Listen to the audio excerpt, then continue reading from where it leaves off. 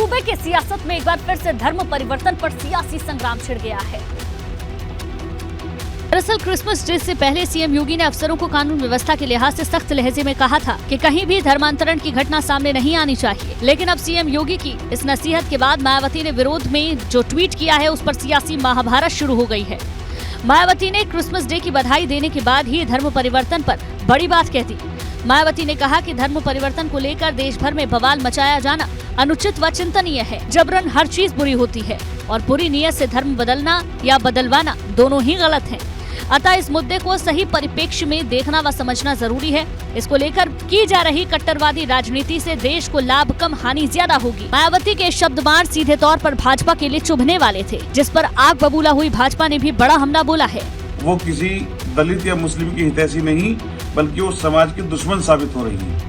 अब धर्म परिवर्तन पर शुरू हुई आर पार की जंग में भाजपा ने मायावती से अपने बयान पर माफी मांगने के लिए कहा है। जिस तरह से मायावती जी ने बयान दिया है वो निंदनीय है। मायावती जी को माफी मांगनी चाहिए। यूपी में कड़े कानून बनने के बाद भी धर्मांतरण का सिलसिला खत्म नहीं हो रहा है, जिसको लेकर हंगामा बढ़ता जा रहा है। हंगामे की ये तस्वीरें सीतापुर जिले की हैं, जहां महिलाओं ने कार सवार लोगों पर धावा बोल दिया, जिसके बाद बजरंग दल के कार्यकर्ताओं को मौके से भागकर अपनी जान बचानी पड़ी। दरअसल सीतापुर में इन दिनों लगातार धर्मांतरण के मामले सामने आ रहे हैं।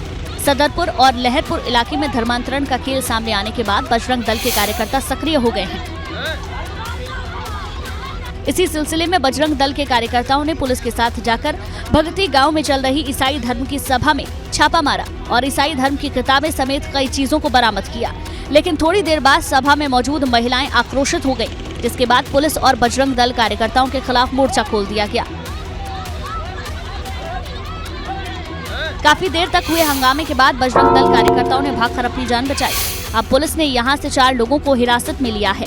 आपको बता दें कि सीतापुर जिले में लंबे वक्त से धर्मांतरण के मामले सामने आ रहे हैं, जिसको लेकर पुलिस लगातार कार्रवाई कर रही है।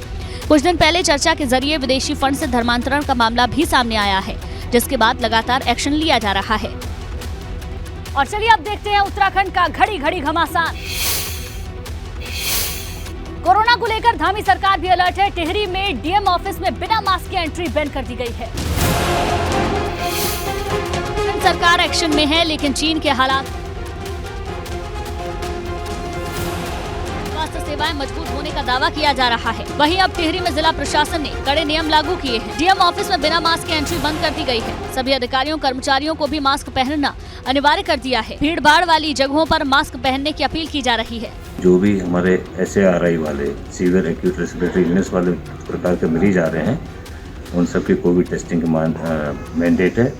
इसके अलावा हमने जो ऑक्सीजन सिलेंडर्स अगर जरूरत पड़ जाए तो उसकी भी हमारे पास पूरी व्यापक व्यवस्था पूरी कर दी गई है। 22 दिसंबर को कोरोना के 2 नए केस सामने आए थे। 23 दिसंबर को 3 नए केस थे, तो वहीं 24 दिसंबर को 2 नए केस दर्ज किए गए।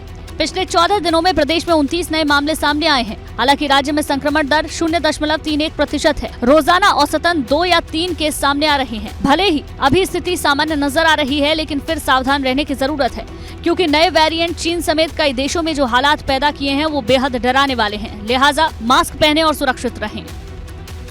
सशस्त्र सीमा बल के श्रीनगर स्थित सेंट्रल ट्रेनिंग सेंटर के मुखिया बदल गए हैं। परीक्षित बेहरा ने बतौर DIG का पद ग्रहण कर लिया है।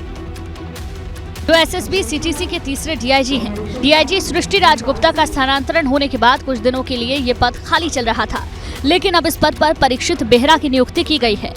मूल रूप से उड़ीसा के रहने वाले परीक्षित को नक्सल क्षेत्र में महारत हासिल है। परीक्षित बेहरा ने झारखंड में SSB की 35वीं वाहिनी का नेतृत्व करते हुए 25 नक्सलियों को आत्मसमर्पण करने पर मजबूर किया था। उन्होंने झारखंड के कुख्यात नक्सल कमांडर सहदेव उर्फ ताला का एनकाउंटर किया था। परीक्षित SSB के 1995 बैच के असिस्टेंट कमांडेंट है, जिन्होंने अपनी ट्रेनिंग का कुछ हिस्सा गढ़वाल के श्रीनगर में भी पूरा किया है। हम पब्लिक के साथ मिलकर ही ड्यूटी करते हैं, क्योंकि हमारा जो मोटो है सर्विस, सिक्योरिटी और अदर वो। मई 2017 से श्रीनगर में सशस्त्र सीमा बल का सेंट्रल ट्रेनिंग सेंटर संचालित हो रहा है। इससे पहले यहाँ सशस्त्र सीमा बल की अकादमी थी। SSB ने नेपाल भारत की 1751 किलोमीटर और भारत भूटान की 699 किलोमीटर लंबी सीमाओं की सुरक्षा का दायित्व संभाला हुआ है।